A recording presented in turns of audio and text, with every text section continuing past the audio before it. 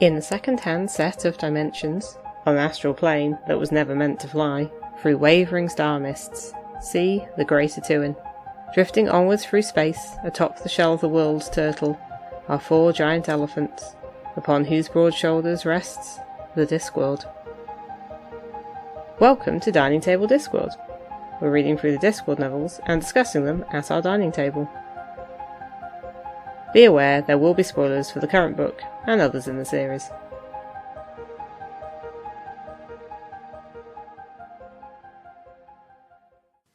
Hello. Just a few things before the episode properly begins. Firstly, we are approaching the halfway point of the Discworld novels, and with the current schedule, we'll release the Hogfather episode in September 2025. We'd love to have an episode after that with some listener contributions to celebrate being halfway through. So do let us know what you think about Discworld generally, this podcast, any specific novels from Colour of Magic to Hogfather. Also, let us know things you'd like to hear from us. Our email is diningtablediscworld@gmail.com. Our main social media is BlueSky, where we're at dtdiscworld.bsky.social, where I've recently been posting pictures from old Discworld calendars. We are on Facebook as Dining Table Discworld. It can be hard to tell when there's a real comment there because of how Facebook is, but we will keep an eye out. Secondly, Dave and I are going to World Fantasy Con in Brighton at the end of October. If you're also going and want to say hi, just let us know. Hello, welcome to Dining Table Discworld. I'm Dave. I'm Kathy. And today, after a brief detour into the Soul Music cartoon, we are back onto the main series of books. Here we'll be talking about Feet of Clay, book 19. Yes, we're almost halfway. Book 19 of the series, which was published in 1996. So, Kathy, what's our synopsis for this one? Things are busy in the Ankh-Morpork City Watch. 2 separate reclusive old men have been killed. Commander Vimes, descendant of the city's most famous regicide, is forced to get a coat of arms, and there's rumours of hidden royalty in the Watch. The patrician is being poisoned in his own palace. New dwarf recruit, Cheery, is inventing the science of forensics, while dealing with new territory personally as well. The city's golems are behaving oddly, but everyone knows you can't trust those things, even as they power much of the city's industry. Vimes struggles to figure out how done it, let alone who, as the poison claims unintended victims. Excellent. So, initial thoughts on this one? This is one of the ones I really liked when I was younger, and I read it again, I really liked it again. I didn't find myself rereading bits of it quite as much as I had with Men at Arms.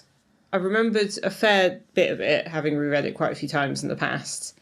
And I remembered the kind of shape of it, but then, it was quite nice to get the bits that had gone a bit vague in my mind, or I couldn't remember exactly how things happened. I really enjoyed it again. Yeah, as you say, there's the expanding watch. There's crime to be solved, but it's not kind of just quite one mystery. It's various mysteries coming together a bit. And obviously poisoning that isn't actually murder. Yeah. Yeah, I think this is almost kind of, for me, kind of peak watch set-up ensemble. At this point, it doesn't feel like we have too many characters. We can spend a bit of time with each of them doing their own thing. It isn't the Vimes show that we get later on from the Watch books. It's everyone has their moment to shine, which is pretty accurate. I think everyone, each of the main Watch characters do get a bit of a... It struck me in this one how at various points different people had figured out different bits of it, and it was just whether they'd been able to talk to each other, or by the time they do, it's like somebody already knew that, but there are different ways of everyone investigating. Yeah, and that's definitely... Yeah, later on, I think... It's a team effort. Yeah, later on, I think, while they're still good, I think it gets a little bogged down with lots of different new characters coming in. And then, obviously, it splits off into mostly just being all about Vimes, doing Vimes stuff and occasionally showing them up. But oh, yes, I enjoyed it. And once again, completely forgot how the patrician was poisoned. But, Oh, that I remembered, because the clue is right there. Yes, I know the clue is, but it's been a while since I've read it. It is a poon, or play on words. Yes. So, there we go. Right. I think I remember that, but not exactly how some of the other stuff tied together. Yes. But yes. I think perhaps more... didn't reread this one as much. Possibly I read Guards, and Men at Arms more than this one. I think this one and Fifth Elephant were like 2 of my favourite Watch ones. Yeah. So, I've read them quite a bit. Anyway... Where are we going to start? Because there's lots of things we could talk about here. Do we want to talk about the make of the watch change, or do we want to talk about the royal conspiracy yet again? I mean, I think if we start on the royal conspiracy and we go from there. So we are 3 for 3 books where we've hit the royal conspiracy. I don't believe they crop up again. It crops up again. I think it's kind of done with now. Yeah. I mean, in the first one, obviously, it's not carrots. Well, it's not the old king, it's just the idea of we should have a king. Yeah. How do you decide who's king? Oh, he slays the dragon. And then somebody gets their, nephew to come along and they control the dragon. And then it goes wrong. And then the king is the dragon. And that's a horrifying reign of terror. Yes. So, and then... But that's the one that has all the stuff out like bunting and... Yes. Well, this is the weird thing with Ankh-Morpork. It's been a republic for, it seems, about 300 years, based on this based on things that has been said in Feet of Clay, but obviously, previously, it was commented as 2,000 years. No, that's just nonsense. Doesn't make any sense. We're just going to put that down to Monks of Time. Yeah, things. Yeah, I think it's about the throne of Ankh-Morpork being vacant for 2,000 years. I think in maybe sorcery, and I was like, no, that's nonsense, because this book, that wouldn't make any sense. Yeah. 300 years makes sense. It's the difference between caring about who was, the Emperor of Rome and having some opinion on, who did what around the time of the British Civil Wars. And clearly, he's very much referencing the British Civil Wars. Yes. Then in Men-at-Arms, we get the more obvious attempt to get carrots to be the takeover. Yes. And you do see a lot more of him being that kind of royal persona. But you've got the crown birthmark, you've got the sword that can go into stone. But that's not really a big part of it. It seems like that's a driving force, because that's what Edward Dieth wanted as a sort of slightly obsessive loner. Yeah. But then you find out later in the book, he wasn't actually driving things for very long. Well, that's the start framing, because that's where you think it's going, and then obviously it goes in. And here we have, again, someone else wanting to bring back the monarchy, even acknowledging that, Vetinari is doing a good job, but kind of, it's like, well, he's doing a good job, but it's not really helping me, so let's bring back the monarchy and I can... This just strikes me as a weird obsessive, a bit like Edward Dieth, but one with better organisational skills. Yes. So there is that. Yeah. Although, I know, it's just because we mentioned the Roman thing before, it's a bit like how Romans kept saying you should bring the Republic back during the Imperial period, even though, none of them could remember what the Republic was. Oh, the Republic was when it was great. What's this? I mean, it's an emperor rather than a king, but what was this having one guy rule us things? So, people always think, oh, how it was before was better. That's just a thing. This is the book that also introduces Vimes' ancestor, old Stoneface Vimes, or is it Suffer Ye Not Injustice? Yes. Suffer Ye Not Injustice Vimes. Who is very clearly supposed to be some weird version of Oliver Cromwell and Guy Fawkes, despite those guys being very opposite guys. Warts. So it's mostly that he's like Oliver Cromwell, and giving him Puritan names kind of that. Cromwell kind of allowed more religious liberty, and during that sort of interregnum was the time when a lot of fringe or unusual religious, but also political and social ideas were coming up to the fore. And then it all went a bit wrong. Everyone said, no, we're not doing that again. And all the people with those kind of odd ideas had to go somewhere else, often America. Yes. That's a different thing.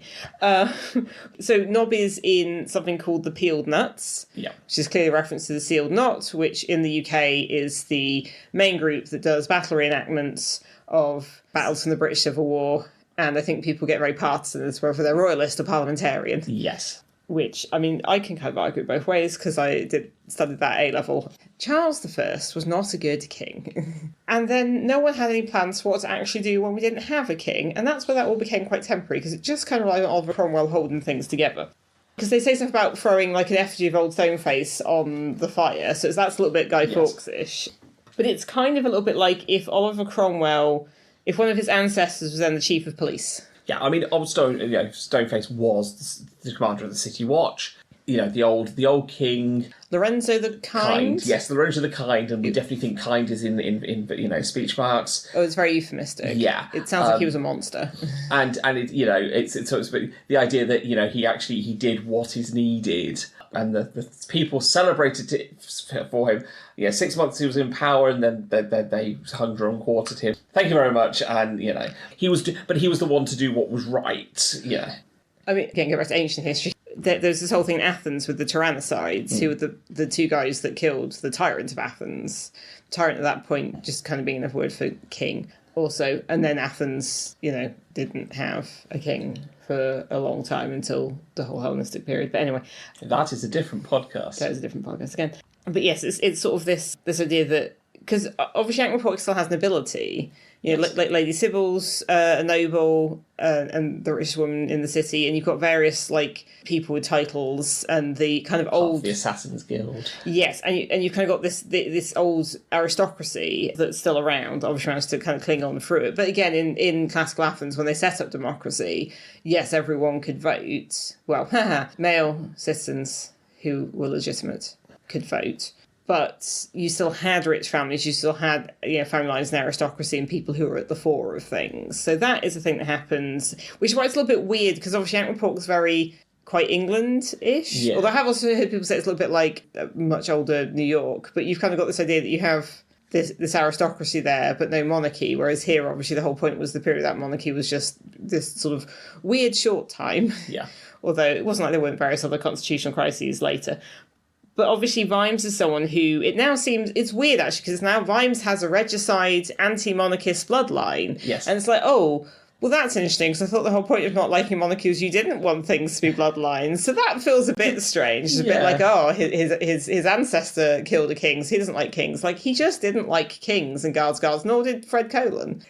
And again, it was weird having people be all excited, all with the bunting and the plates. Like, but you're a republic. This isn't a thing you have. You don't have to do this. I mean, we don't do this, and we're here. Yes. Just sort of looking at me like, oh, the flags are out. Okay, it's one of the flag times, but not sport. No. It's just another thing we do. Different flag time. Yeah. And I guess it's Pratchett kind of making fun of this potentially very specifically British way of looking at monarchy. But it feels weird because it's a republic. Yeah, and it's also because obviously they have this idealised view of monarchy, and it's kind of like, despite the fact that the last king was an absolute monster, and they cite a few things in the book. It's all very Operation U-Tree. Stoneface Vimes, despite the fact that he effectively saved the city from this horrendous bloodline of monsters, he's still vilified because he killed a king. Yes. It's but who's enforcing this? Like, we have regicides who got punished because the king came back. Well, I think it's the people that kind of did. It's like, Yeah, I mean, and I mean, it could be that he then replaced one bad rule with another bad rule, which, in fairness, Cromwell did a lot of things Charles I did, but with less legitimacy. I mean, I have this feeling... I'm not getting into this debate from A-level again. I have this feeling that Stoneface Vimes may well have not been the most popular of rulers. You do get the sense he's the kind of guy who cancelled Christmas or Hogswatch, because that was obviously also a thing. Yeah. The interregnum. But he only ruled for 6 months and then was... No, it was a few years of Cromwell here. Yeah. But anyway... So we've got stuff with the nobility, and obviously you've got Vimes in this interesting position, even without the hereditary dislike of kings, which is not a hereditary thing necessarily. He's now married to the richest woman in Ankh-Morpork, and he's got this whole thing about not liking kings. There's that thing he thinks about, like, the problem with humanity is it bends at the knees. The stuff he thinks about, like, this thing, he's in this weird class position, he's definitely very working class. We'll get into some of his background a little bit later. And now he's been raised up, and he's just got this awkwardness about it. At the start of the book, he's shaving himself. Shaving is the one thing he can keep to do for himself. Because everything else is now servants. But he's now one of those people that has people to do everything for him. He wants a bath, someone will go and run it for him. His clothes are cleaned and presented to him. It's like culture shock. It's complete. And there's one point he sort of points out that while it was regarded as pretty good evidence of criminality to be living in a slum, for some reason owning a whole street of them merely got you invited to the very best social occasions. Yeah. So I feel like Pratchett's using Vimes' position to talk about various things. And one thing that happens is that Sybil has repeatedly sent Vimes that he is to go and get a coat of arms. Yes. Well, he is the commander of the City Watch. Yes. So he goes to this odd place, and there he meets some odd old men, and also a vampire called Dragon King of Arms, because that seems to be like a title that he has. And this guy has all the books of nobility and all the different houses and stuff, and all this historical stuff, which he may have witnessed because he is undead. I did quite like how the book for referencing who a noble is called Twerp's Peerage, because in the UK I think the official one's called Burke's Peerage, which is not much better. No. So he goes there, and this Dragon Guy starts going on and on about different coats of arms he's made recently, because obviously now the guilds are very important, because obviously there's some of the guilds have been there a long time, beggars, thieves, assassins, but others are quite new, and now there's guilds of butchers, and there's guilds of bakers, and there's guilds of candle makers. Yes. Or just candle makers. Yes. I don't know if they make the sticks too. That wasn't mentioned. No, but not relevant. so he goes through all these, and it's clear that now you've got this nouveau riche, and because the guild's like part of, the council advisors, the patrician, and who meet when the patrician is out of action, it's clear that you've got this sort of tension between the old, rich, aristocratic people who obviously think they're better than the others and want to see monarchy restored as long as they can puppet whoever that is. And then you've got the nouveau rich, the guilds. So he makes a comment about making the coat of arms for the head of the Butchers Guild. And, he's like, his wife said that he had to have one. It was all the thing. It's like, and who am I to argue with a tripe seller's daughter? He's very aware of where these people come from and is incredibly snobby, but also has people's breeding in there, a bit like those kennel club people or people who breed horses. Where's everyone from? Which is also very weird, but a real thing. Yes, yeah, he does. He is very interested. He's very concerned with bloodlines, and but he reveals two things to Vimes. One is that Vimes himself was not allowed a coat of arms because of Stoneface Vimes, who apparently had a coat of arms, which obviously suggests he was quite high up. Well, he was the commander of the City Watch. Yeah. Again, the idea that a police force is that old is a little bit, but okay. But that was sort of struck off because of the regicide. Who decides that when you don't have a king? I don't know, but I guess some people got together and did. So Vimes isn't allowed one, but it's interesting because he was... I don't know if he got one because he was City Watch. Oh, just to say, the book actually at the front, because there's this scene where Dragon describes all the stuff to Vimes, but you actually have the front of the book has the pictures, so you can kind of see what the coat of arms look like, which is good because sometimes that's tricky to keep in mind when you're reading. But you can kind of flip to the front and be like, oh yeah.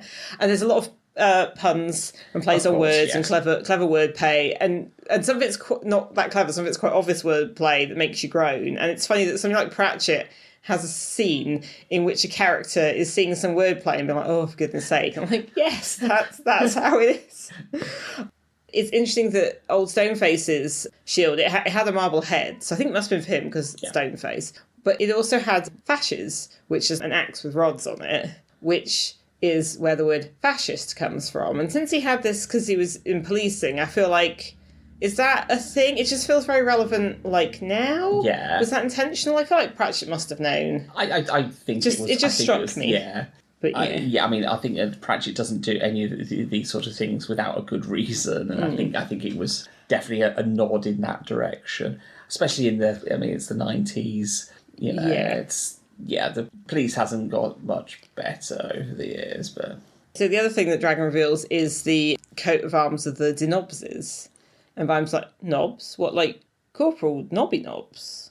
And it's like, oh, do you know the gentleman? And then there's basically the suggestion that Nobby is like the Earl of Ankh, which is a surprise to everyone. And later, Nobby kind of has this different class thing, which, again, like Vimes, he's supposedly been elevated and he doesn't know what to do and he just gets really, really drunk about it. And you have one of those classic Pratchett drunk scenes where people are kind of like slurring and babbling on about stuff and going around in circles. And I think that's kind of, as a child, how I thought being drunk must be, because I read quite a bit of Pratchett. Yeah. So then Nobby, having been revealed as the Earl of Ankh, gets invited to a fancy party where he is just basically himself, because he's always himself, it's Nobby. And that is interesting. And then you get all these anonymous plotters considering his potential. And it's the fact that they want him to be the puppet. They want, if he's supposedly the most noble, then he's easily led. Well, the people know that they're the secret heir to the throne that's in the watch. Much like there is a werewolf in the watch. It's and everyone thinks all these are Nobby. It's always, and so if someone in the watch suddenly turned out to be nobility, and therefore the next logical one for. It doesn't matter that it's because that is what the people know. Except what they don't realise is that, yes, you can try and bribe somebody with, like, money and good living, but Nobby, while they're being very subtle and stuff, starts to realise what they're hinting. He realises they want him to volunteer, and he's like, nope, and later leaves a knob-shaped hole in the window. Yes. Basically going, nope. Vimes will kill me? He will go spare. This is what he says. It's like, Mr. Vimes will go spare.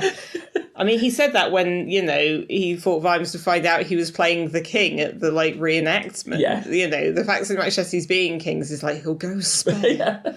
And then later he finds the Judas goat. Yoda's goat? Basically the goat that is used to kind of manipulate the other animals in the slaughterhouse. Then you're like, Nobby is the Judas goat. Yes. But he knows it. Yeah. And he was, Nobby is not stupid. He's got a certain degree of cunning and I think that they were thinking they could just kind of bribe him and play him. Go, look how much you could do. You could be drinking. You can be enjoying this fine brandy, and to be honest, none of that Nobby wants anyway. He kept asking where there were pig knuckles. They had all this fancy foie gras and stuff. Whether that is. So all the things that they were trying to bribe him with, the fine brandy, the cigars, they're not the things he wants. He wants a pint of I can't remember some sort of real ale sound. Yeah, and a pig knuckle sandwich. He's a person of the people. It's kind of like Nanny Ogg in some respects. He's a very... That's what's kind of cool in Masquerade when they met. It's these two. They're having a chat.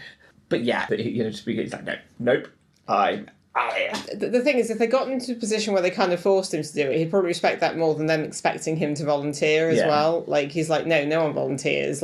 Especially if somebody asks for a volunteer, he goes backwards. Yes. That's the point. Okay. Yeah. So something else we're going to talk about is the sort of changing makeup of the Watch. Obviously, in Men at Arms, there's the kind of recruitment spree. There's a lot of dwarves and trolls.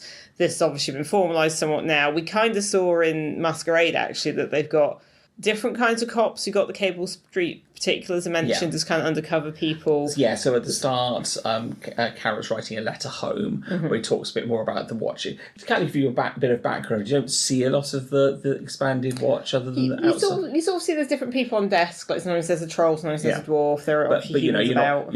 But he talks about how there's more watch houses. You've got the undercover police force for the undercover crimes. I don't think we get so much of it later, do we? Not so much, no. So we get to see a bit more of the... You get a sense of the paperwork's really mounting on Vimes' desk. Yes. But there's gargoyles, so obviously part of what we see is how Vimes is protecting the patrician. He has gargoyles outside, and they mostly do surveillance and guarding, and they can be paid in pigeons.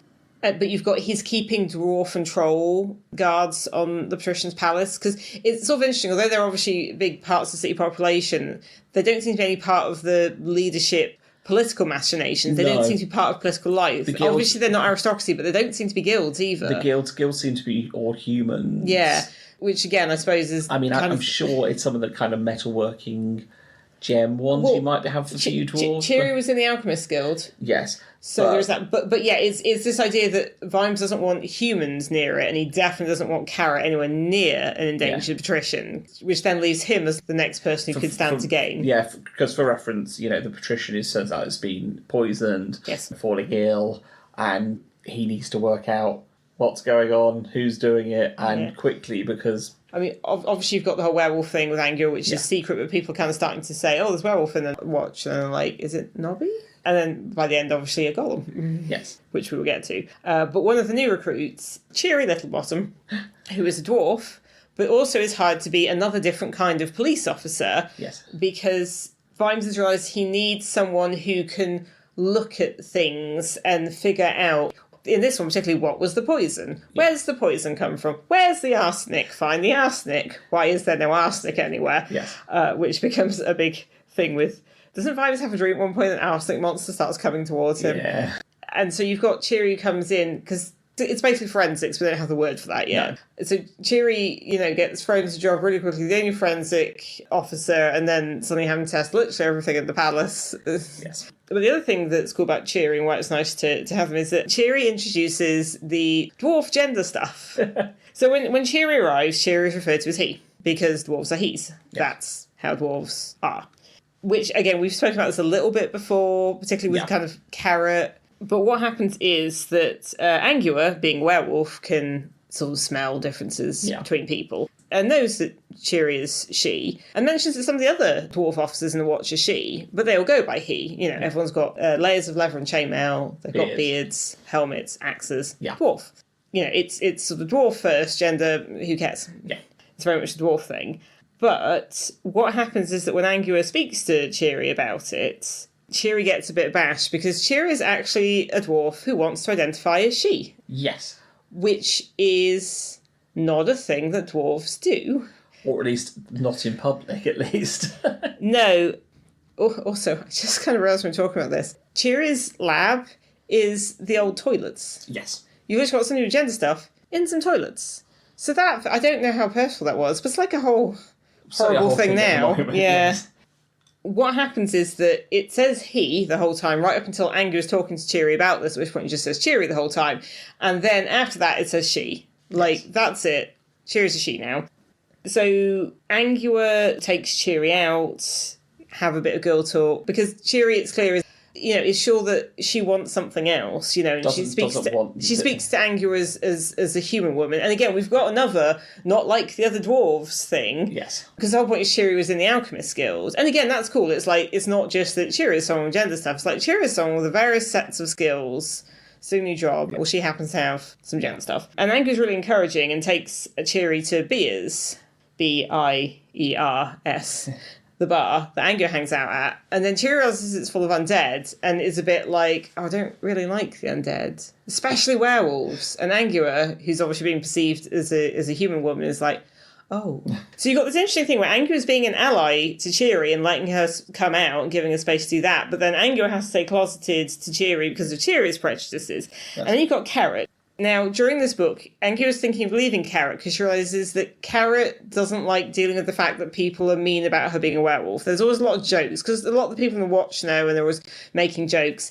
And Carrot doesn't like it because he's not good at dealing with this sort of thing. No. And so she keeps thinking, I should leave, it's for his own good. And it's like, well, I mean... Mm. And then Angua starts helping Cheery. So Vimes keeps noticing that every time Cheery shows up, having not found arsenic again, she's wearing more and more, like, she's wearing lipstick lipstick, some eyeshadow. She's like, has somebody punished you? No, it's eyeshadow. Ankles. Oh, and yes, ankle length leather skirt. But yeah. Yes. And what happens is that Angua is sort of helping. Then Angua talks to Carrot, and Carrot's a bit like, that doesn't seem right. And goes, why not? She's like, this is Ankh-Morpork. We have more than one pronoun here. And Carrot, although he's human, obviously raised by dwarves, goes very much into traditional dwarf thing. He's like, well, how will others take it? He's clearly freaking out a bit. And she's like, look, just be cool. Although he does mention having a stepmother. I think, yeah. Which was a bit confusing. He's like, oh, my stepmother. And you're like, this is the first mention we have of that. I don't feel it's ever mentioned again. Because this, I think, is the last book where he writes home, really. Yeah.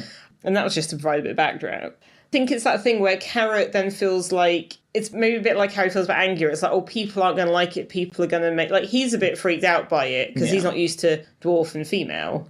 Leaving aside the whole Minty thing, which I think we've now consigned to... That's been retconned somewhat. Yeah.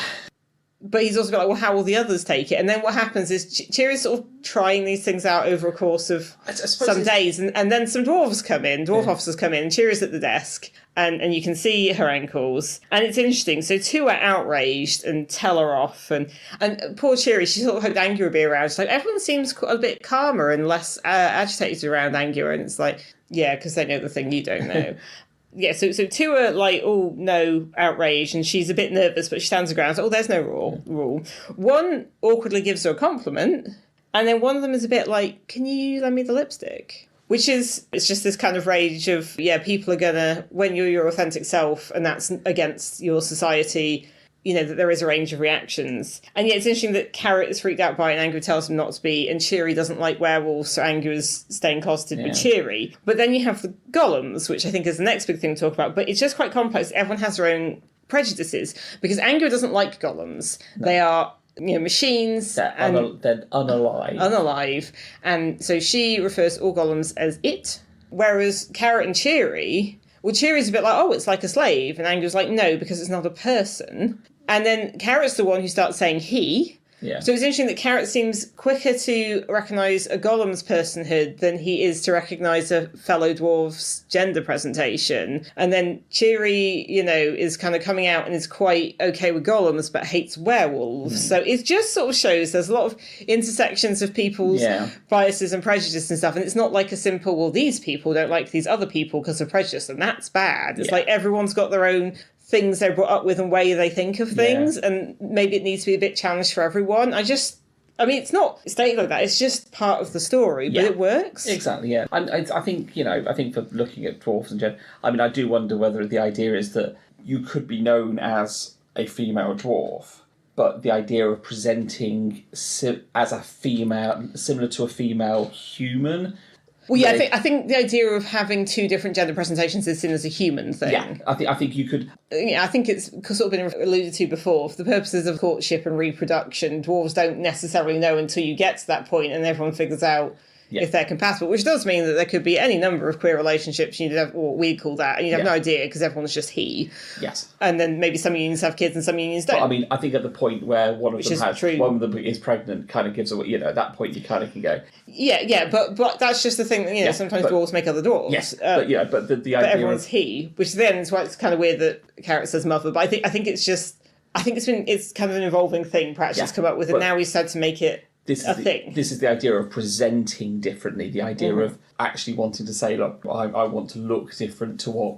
I want to look feminine. Yes. In a culture that doesn't really have feminine as a particular option. And I mean, some of the stuff Cheery wants is a little bit stereotypical. She talks about, not wanting to quaff beer but preferring wine, which feels a little bit stereotypy. I think it's just an acknowledgement that she's like, well, no, I am...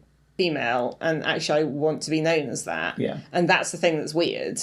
And whether when it was originally written, it was more a sort of thing about sexism or something, which could be the thing. But I think there's obviously some broader gender stuff in there. And obviously, since then that's been a whole thing. And Pratchett, later books, you get a lot more into this, so we'll get to that. But yeah, Cheery feels like the start of stuff before where kind of dwarves were mentioned as feminine. It's kind of been from a human perspective, mostly. I think it's... Like, you think about in The Truth, there's dwarves that are a couple. Yeah. And the human's like, well, which one of you's what? It's like, well, we're both dwarves. It might be more about, kind of queer stuff. Like, oh, one of you's got to be this. Like, well, no, that's just not how it is for us. It's just this really interesting thing. And I do like Cheery, because the other thing is that Cheery is obviously incredibly competent. Yes, she's excellent. She's basically invented forensic science. She's a terrible alchemist. She doesn't... No, she did blow up a really big thing. That's why she didn't have eyebrows. But she's a terrible alchemist in The Watch, but she's a great forensic scientist. Yeah, well, the point is the alchemists are always blowing things up. But yeah, I think Cheery didn't massively like that either. But the thing is, she's obviously interested in that kind of chemical stuff. That's her interest. And then she's gone into this thing. Turns out to be forensic science. So she's basically just invented forensic science. Yeah. Which is cool. Yeah, and I think it's also nice to have another actual female character in The Watch, other than just Angua being the lone in there, in the boys' club. Yeah, and I mean, eventually, obviously, Angua ends up saving Cheery towards the end of the book by having to transfer into Wolf so she can leap and rescue her from falling into a load of molten wax. And Cheery's wearing silver chainmail the whole time because apparently her cousin might have been killed by a werewolf. But Cheery comes from Uberwald as well. Yeah. That's I think they get introduced because it's like, you guys are both from Uberwald. Yeah. It's like, and so Cheery's cousin was eaten by a werewolf. But then later she was like, well, that's just what everyone said. We don't definitely know it's true. It does sound a little bit like Cheery might have been based somewhere near Angua's family, but we'll get to that. Yeah, that's like one of my favourite Watch books. Yeah, that's a later book. Yeah.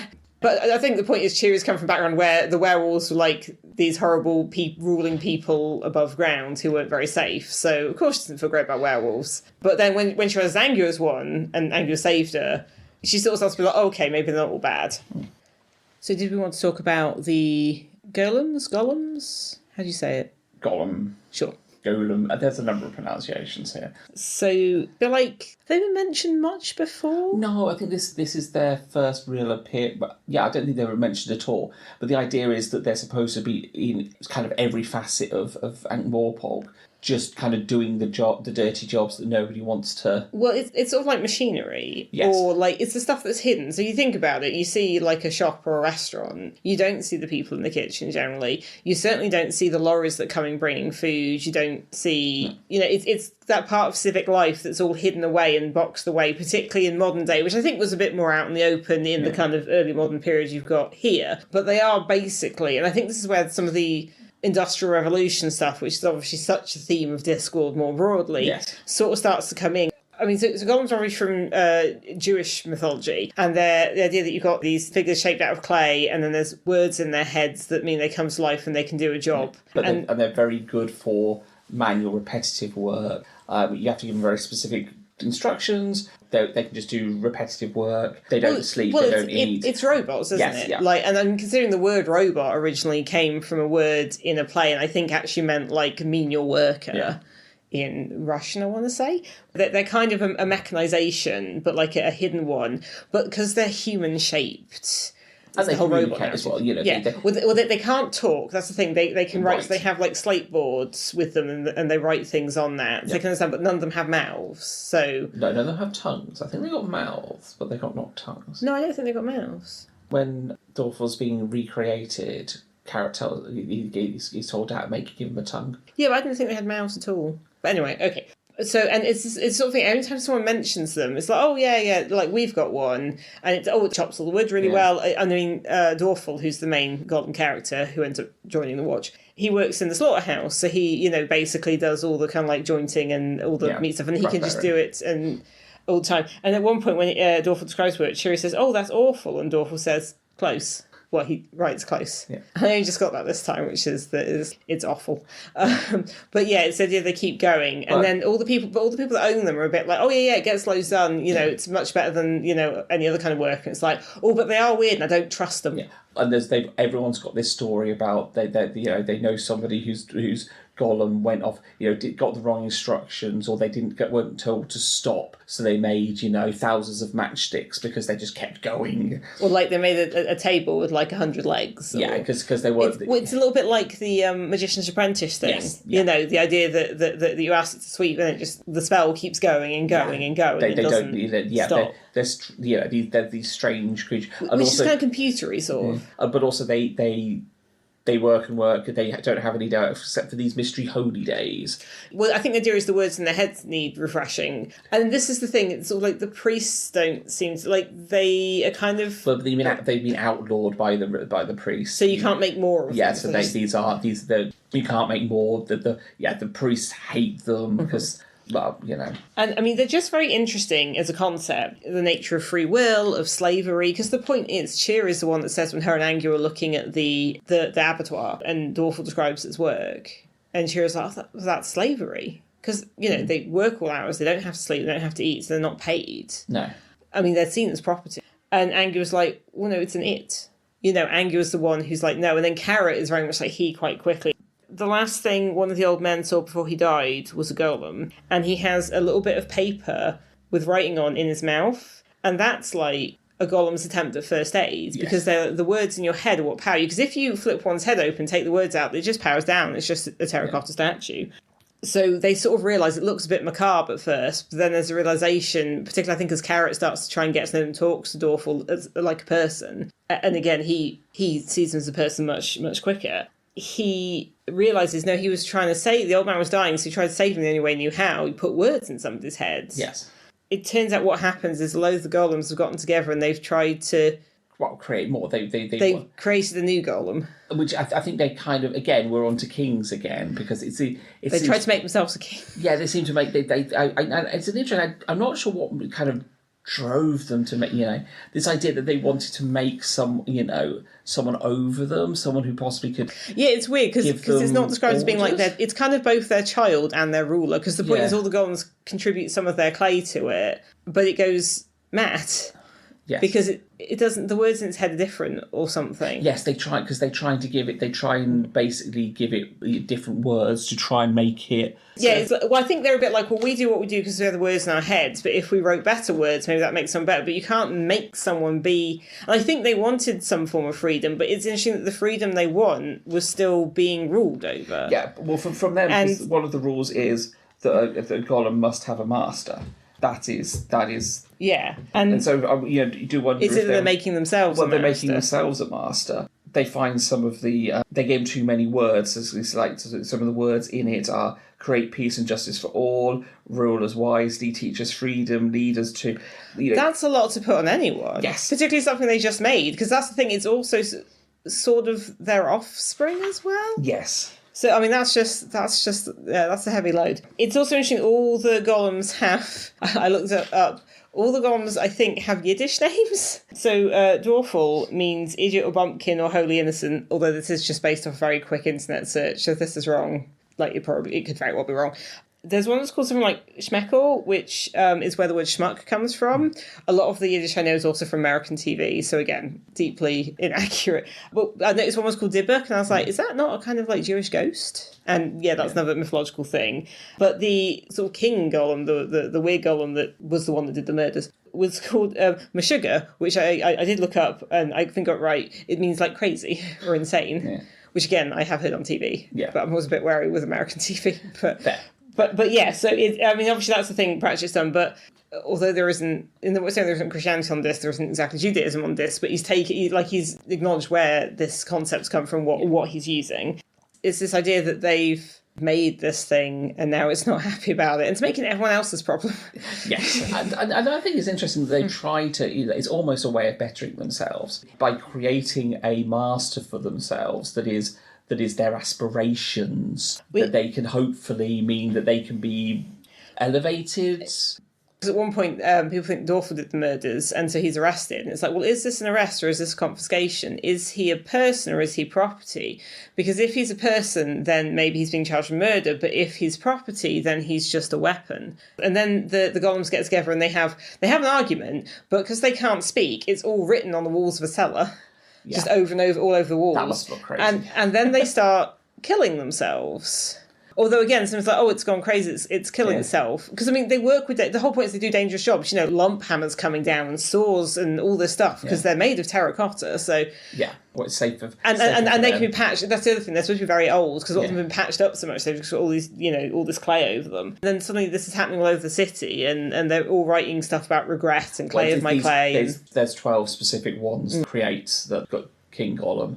But it's because they can also feel, because it's part of them, so they can feel it's murdered people. It murdered 2 old men, because the reason it murdered these 2 old men was because they helped make it, because one of them had a big oven. Yes. Because he was interested in dwarf bread, and one of them was kind of I don't know if he's actually a priest, but he's really interested in holy writings, so he had loads and loads of books and things, and was really into theology, I guess, and therefore helped them with the words. So yeah, it's kind of destroyed its creators, and then its other creators destroyed themselves. So it's all a bit unpleasant. Dwarful, because Carrot kind of treats him like a person, and Carrot even shows taking the words out of his head and putting them back in.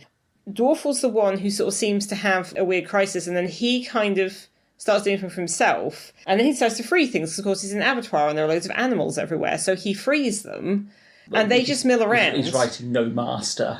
Yes, yeah. So he's kind of, well, we've tried this king thing that hasn't worked, now this. And he frees them, and then it's interesting later, when he comes more into his personhood, he actually says they milled around, they didn't try and escape, some of them went back to the pens. Is it scary to be free? And it's like, yes. Yes, it is. We don't, because it's kind of thing, although obviously a master-slave relationship is a terrible thing, they've not, obviously they had some thought for themselves, they've done this themselves clandestinely, and somehow found allies to help them, with the old men, but they've always had masters, there's something telling them what to do. And in some respects they don't have... it's kind of like with children, like you kind of have to tell them because they're left, it's not going to work, but then they learn and grow. And these golems are quite old, but you've also got to think they don't have the basic needs, because at some point you get hungry or you get tired and you have to eat or you have to sleep or you have to find shelter or, look after, and they don't even have that. So they don't even have the biology that a human or a dwarf or a troll, an animal would have. To kind of guide what you're doing, they're just without that. Again, that's why I thought so strong of robots. Yes, very much. The words in the head are kind of like the 3 laws of robotics. Not literally, but the idea, because they do, the words in the head say they can't kill somebody. That's why they're so messed up when their king does start killing people. And I think it's quite nice that the way they kind of move forward is Carrot. Was it Vimes? I can't remember which one. So one of the buys Dorfel from the abattoir. It's Carrot. Although I think I'd sort of thought part of it was Vimes is really more focused on the veterinary setting. Carrot's the main one who's interacting with Dorfel. Carrot buys Dorfel from the abattoir. Like $1. But then puts the receipt in his head. The idea being that, no, you are your own master now, you've been purchased. And after a bit of a crisis of nature and, reality, and you just get a whole internal thing, which is obviously him having, he some shuts sort down of for a bit and goes. But his now goal is he will work. He's found a new route to emancipation. Yes, he will work save up his money, because he doesn't need to, doesn't need to spend it on anything. Well, What's he as I need it say, for? there's no Exactly. food or sleep or anything. But he is going to go and buy out all the other, golems. It's a pyramid. Yes. But he's going to work. The whole point is he doesn't want anyone's help. The golems are going to buy themselves. So he's going to save up, he's going to buy one. And then the two of them are going to save up and buy the next one. And then the three of them, and just kind of this building up of a society in some respects. Yeah. Yeah, well, because we had sort of said, I suppose we said at the beginning, obviously Dwarful joins the watch, and then he's a bit like, no, I'm going to be paid. And it's like, why would we pay you? You don't need anything. It's like, I literally do not need to sleep. I do not need to eat. I can be on duty all the time, so you're going to pay me double a regular watchman. Yeah. Also, there's the fact that he cannot be, because the thing is he's ceramic, because he gets damaged, and Carrot takes him to the potter's yard, and Dwarflaw starts to get quite RoboCop as well, like very obviously that's it. Also, there's a bit of the final bit I think it's a little bit like Terminator 2, because there's like vats of molten stuff. Yeah, that's so I mean, but Pratchett's clearly putting in some cool action sequences as well. Where, so Carrot's a bit like, we can rebuild him, we have the pottery. And, it's this emancipation thing where, Dwarfle's going to get the money. Because also, the thing is, he can't really be attacked very easily, because he's literally, like, ceramic, and he can be repaired. I mean, it doesn't kind of go into what if the other golems don't want this, but I get the impression that they probably... I think... Because I think they're sort of saying, it's weird, it's sort of like, we are property, but also people. So the way we will free ourselves is financially through money. And part of you is a bit like, that doesn't seem great, because if you're people, you should not be property. Yeah. But it's this weird thing. And also, I suppose, when Dwarfle tried to free everything it went badly and everyone was frightened, it's like, no, there needs to be a framework, even if not for everyone else, but for ourselves. Yes. Also, maybe everyone else needs the receipt in their heads. But then you're also accepting into the community. It's like, I've freed you. They've got a purpose as well. You're now joining the community. And so it means they will still work, they will still do the jobs that they've been doing, it's just that they do it for a bigger reason than and they will need to be paid. I guess it's mutual aid and stuff as well, and so I mean that's. I think it's a great little idea of bringing about change to your community, with using change. Yes. The other thing about Dwarf that's kind of mentioned at the end, because the priests get all angry and could turn up. They definitely don't like. Because again, there's this idea that the gods aren't really into this sort of thing. It's a bit blasphemous. Because Dwarf was like, I'm an atheist, and all this lightning rains down, but he's fine because he's made of pottery. Described Dwarful, the ceramic atheist. Fireproof.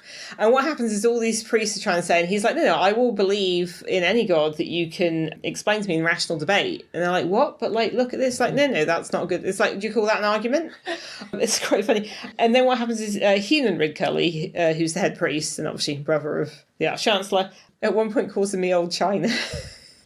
Which is just the idea that Dwarfle in his time off is sort of going to start debating religious stuff. And also there's been a little bit of a theme throughout with there's one Omnian officer who's I suppose that's the other thing the watch expanding. You've also got a human from a different place because you've got an Omnian keeps offering people pamphlets and talk about stuff, and it's very clearly the Jehovah's Witness of that. That's what the Omnians have become. Yes. But he's actually very exciting that Dwarfle wants the pamphlets and would like to chat all about it. So in his off time, that I guess he probably gets, Dwarfle's presumably going to be talking to a load of religious people, trying to get them to explain with rational reasoning their religions.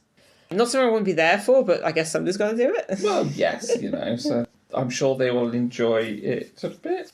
Getting towards the end, stuff I want to talk about was about Cockbill Street. In the course of Patrician being poisoned, everyone's a suspect, all the palace staff. And then it turns out one of the palace staff didn't turn up, one of the maids didn't turn up that morning. And then the Tricer goes down and says, oh, well, everyone seems very sad down there. And she lives in somewhere called Cockbill Street, which immediately pings the Vimes because that's where he grew up. Yeah. So he goes to Cockbill Street and he turns up and it's just as it was. Then there's a funeral and basically this maid from the palace, her grandmother and her baby brother have died. And Vimes realises it's got to be the same thing. At this point, he doesn't know what it is, but it's got to be the same thing. He's like, well, now there's a murder. But the Cockbill Street thing's really interesting because it sort of shows Vimes. He sort of wants to go, but he's always just doing it, for official business and stuff. He turned the corner and stopped. Nothing much had changed. That was the shocking thing. After, too many years, things had no right not to have changed. But washing lines still crisscrossed the street between the grey ancient buildings, antique paint still peeled away in the way cheap paint peeled away when it had been painted on woods too old and rotten to take paint. Cockbill Street's people were usually too penniless to afford decent paint, but always far too proud to use whitewash. And there's this whole idea that they're basically they're the deserving poor. Yeah. You know? It sort of goes on a bit. It's like, Cockbill Street was where people lived who were worse than poor because they didn't know how poor they were. If you asked them, they would probably say something like, mustn't grumble, or there's far worse off than us, or we've always kept us head above water and we don't owe nobody nout. And then he thinks about his grandmother, and it's like, the table might not have any food on it, but by gods it was well scrubbed. And that was Cockbill Street, where what you ate was mainly your pride. And it's just this idea of, like, you know, it's something about the meek inheriting the earth. It's like, what did they do to deserve that? They would step aside to let the meek through. And it was this mentality. It was this vague idea that there were rules. And so they went through a life filled with quiet, distracted dread that they weren't quite obeying them. So it's these people who are just trying, and things are bad for them, but they're too proud to say it. And again, this has been written in 90s. And it's just... And in the early 90s, yeah, things weren't great here. And sadly, we've gone back to things not being great again. Yeah. Well, because you and I kind of grew up at the point when things were generally getting better, and we sort of thought that was how things be. And no. And I think now people talk about it more. There's less... I mean, I think some people are probably a bit too proud to ask for help. Not always. If you look at the statistics, the amount of benefits that go unclaimed that people are entitled to and do not get because of the stigma that's been put on it in this country, when the whole point is it's there to help people. But there are a lot of people like that. But I think people do talk about that more, you know. I mean, look, we live in a country where there are more food banks than there are McDonald's. Yeah. Iceland, which is a budget supermarket here, says their main competition is not necessarily other supermarkets, it's food banks, because that's where we are as a nation. And when we were kids, maybe it was mentioned a bit about collecting food for the poor, but it's like once a year for Harvest Festival, you didn't know where any of it went. Yeah, it was the mystery of the Harvest Festival. You gave them a can of beans. All the cans are in the church, and then they're gone, and they're helping somebody somewhere. Yeah. But, I mean, when I was a kid, we were told, you know, there are children starving in other countries. Yeah. It wasn't here, and it probably was here. A lot of problems that we thought were solved, that people thought were kind of done with, have come rocketing back in the last 15 years. But I think in the 90s when Pratchett was writing this, that was still very much part of it. Now people will talk about things. I think there's a lot more openness and a lot more conversation, a lot more willingness to help. Whereas before, I think that pride and that sort of not knowing how other people were and thinking you'd be judged, it's still there, but I think it was worse. Yeah. And I think it did lead to this sort of thing. And I'm sure Pratchett's writing about stuff that's older as well. But just that Vimes has this in his head, you know, he's dealing with criminals and rich people all the time. And there's just these people who are like decent citizens who things are bad for them, but they won't help themselves because that's not how the rules are. And people are so bound by these rules in their head. Yeah. And the maid was so terrified as soon as Vimes identified who he was. And she was just terrified because she'd taken a few things that were... She's taken some leftovers. Yeah, leftovers. And old candles. The burnt-out nubs of the candles that for Patrician's Palace, you know, you wouldn't have out. But for a home like theirs, you'd get an evening or two's light out of to spend some time, you know, doing whatever. Because the point is her grandmother was mending clothes. Yes, that's how she earned some money. Mending, or you know, so you know that but you know, and of course it's the members of the household, the old woman and the baby. Yeah, the little boy, the ones who affect first and who die because of it. And this is when Vimes is like, this is a murder now, and I'm not letting this go. And then when he confronts the perpetrator, the schemer behind all this, no one was killed. It's like these people, and it's like, who are they? Were they important? And the fact this person's a bit like, they're just collateral. They weren't even considered, and that's what really gets to Vimes, and that's where his anger and his sense of justice really to burn the house down. yes. There is some burning. There is some burning. There is a, you know, quite a fun turning the tables. But I think it's just interesting that these are the kind of people who aren't normally in books. No. Because they're not eventful lives. They're not people who are going out and doing things with a lot of agency. They're just quiet, regular folk. Unless you're reading a very specific demographic of family saga. Okay, sure, yeah. I do not generally read those, but now you say it, I guess I see what you mean. The Yorkshire Lass, or the ones with the brave-looking ladies on the front. Yeah. I remember seeing those. This is all of that. You're in that kind of area for that. I think there's still probably a little bit more impact in that than what's being described here. But yes, yeah. Did we want to kind of just go through the poisoning bit at the end, so we've kind of drawn that? I think it's a good... So, obviously, Vimes has worked out who's done it, finally, after the patrician was worried he was going to have to give him clues. Yeah, because the thing is, the patrician knew this was happening, and even at one point... So we can have a bit more clue than Vimes does. Vimes is just there going, is it the food? Is it the wallpaper? Is it the carpet? Is it being pumped into his room? Is it? And Vimes just like looking at everything until he suddenly realizes that the thing he's using to look at things is light. And what's providing the light? It's the candles. And then this is how it all ties together, because there were arsenic soaked wicks in the candles. And then that's the candle factory is where the Golem King was working. Yeah. And it's sort of also found because there are a load of dead, poisoned rats.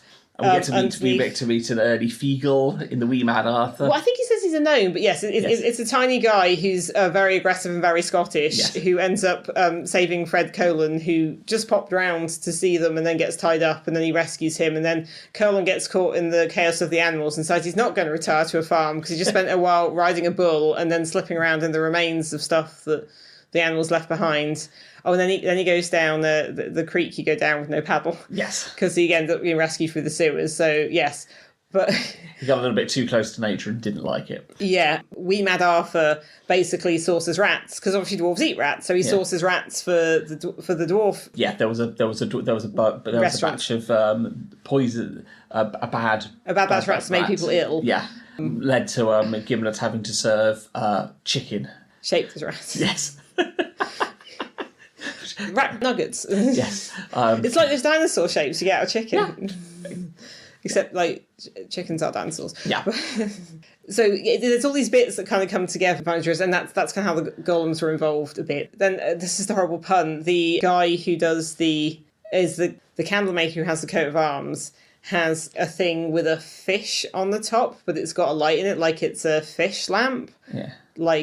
But some of it's in French to show it's like old and fancy, so it's a lampe de poisson, and obviously poisson looks a bit like poison, and there's basically a whole load of punning in there, and then Vimes looks around and is like, he showed it to me. He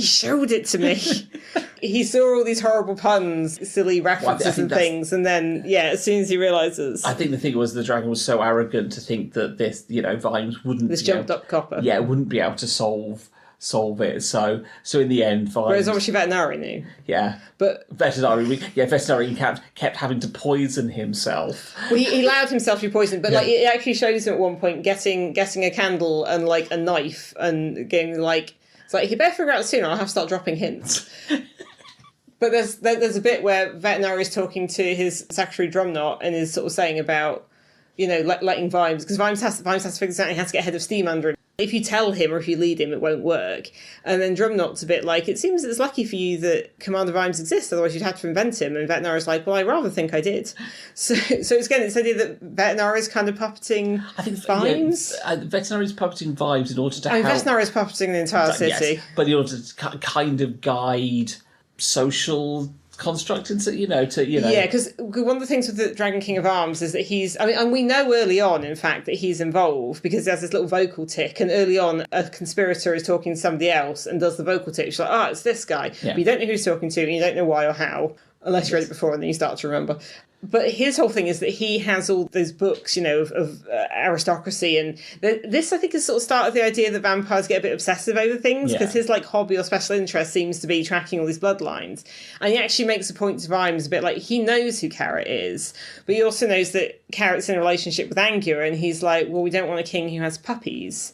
And it's basically just prejudice. Yes. So we can't dilute our bloodline with, Werewolf blood. I think even though he's treating it like he's like the bloody Kennel Club. Yes.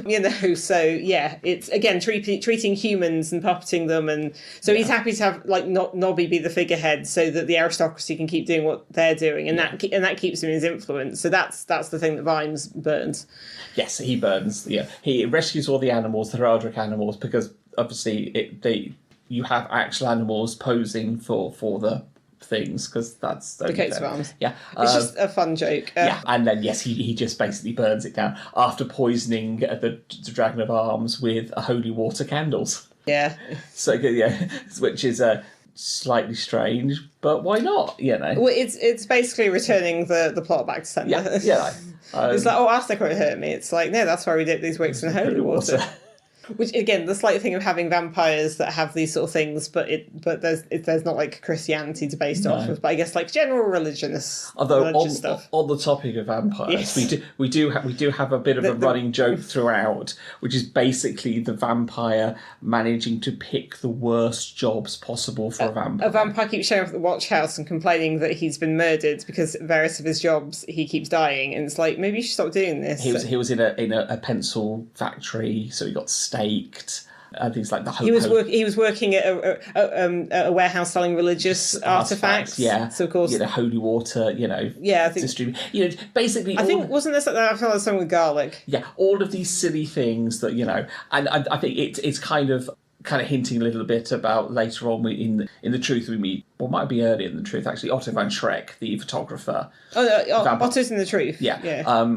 Well, I'm saying I can't remember whether he appears earlier, but no, because he appears in that and then he appears later. Yeah, the vampire that loves photography, but he has a flash gun that basically turns him to dust, so he has to rig up. He has to work around it. Yeah. That amuses me greatly. I mean, I don't think it's a reference to that. I think this might be where the scene. That's what I mean. It's kind of this the idea of vampires who wanting to do things and end up picking really not the best things for them. Yeah, but I think it's kind of this. Yeah, I think this is a nice thing about reading this through an order. You can kind of see like, oh, was this the seed of this? Yeah. Or like somebody will say something and like, oh, that's a whole book later. Yeah. Do you want to go through, like, there's a few jokes. Yeah. So obviously there's that guy. There's a comment about royal inbreeding being so bad that the last one tried to breed with himself, which is clearly a reference to the Habsburgs. But also, I honestly, until I read that, I thought that was in Blackadder. I swear that was in Blackadder. My dad had a book of all the scripts of the 4 series that I read quite a lot. I think I probably read it more than him. And I would swear that was in there, but it was in this. But I was reading that at the same sort of time I was reading Pratchett. Yeah, so, there's also, there's a joke about this. Somebody says, they call themselves seamstresses, hem. Which is just funny because it could be an obnoxious type of laugh, but obviously hemming. Fire escapes were unknown in Ankh-Morpork, and the flames generally had to leave via the roof. much like why there's not a fireman's guild in Ankh-Morpork. People objected. They'd wander around going, goodness, this house is very dry. It's very flammable. I mean, it is. I mean, because the Thieves Guild very much about protecting yourself by paying them not to rob you. Yeah.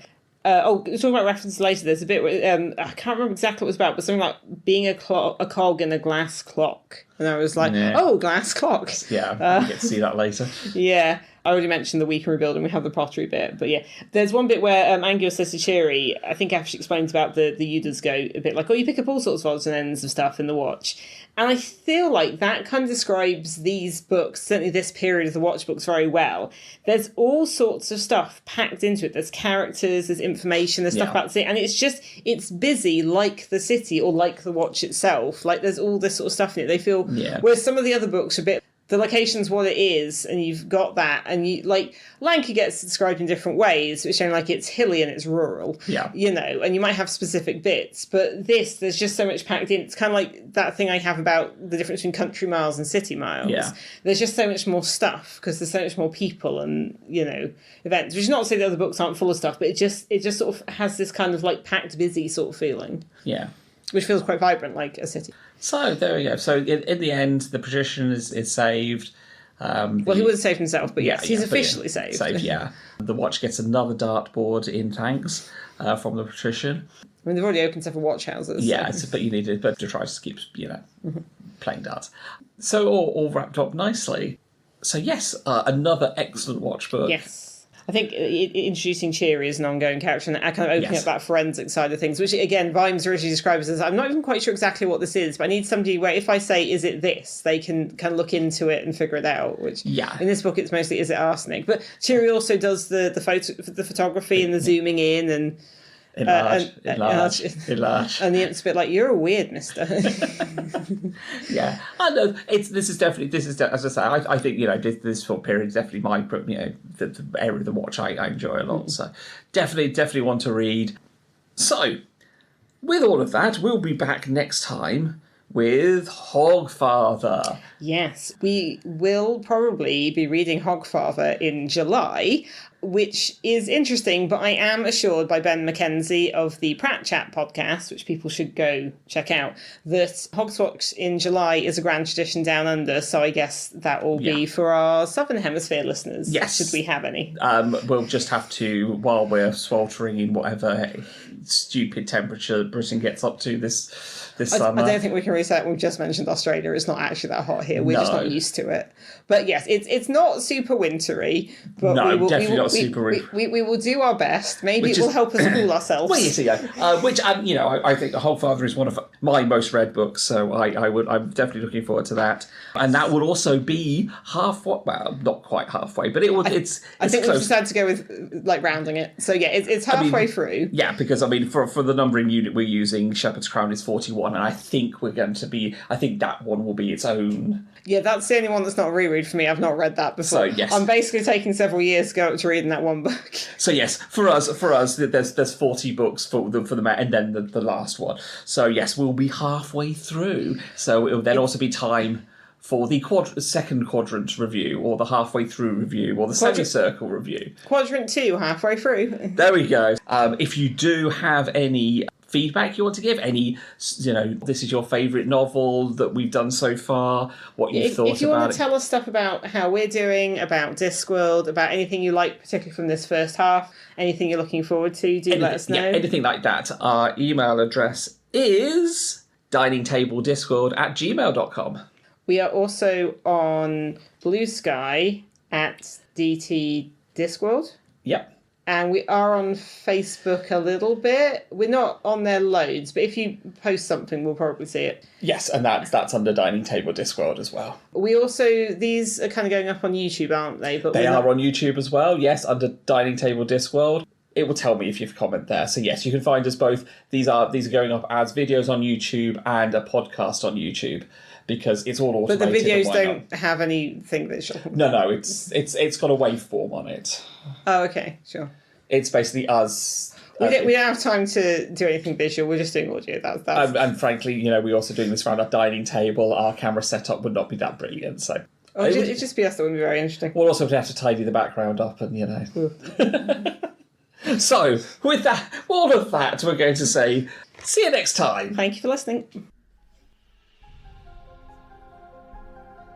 Thank you for listening to Dining Table Discworld. You can find us on Facebook at www.facebook.com/Dining Table Discworld. You can also find us on BlueSky at dtdiscworld. All our other contact information and credits for our music can be found in our show notes. Thank you for listening again, and we'll see you in our next episode.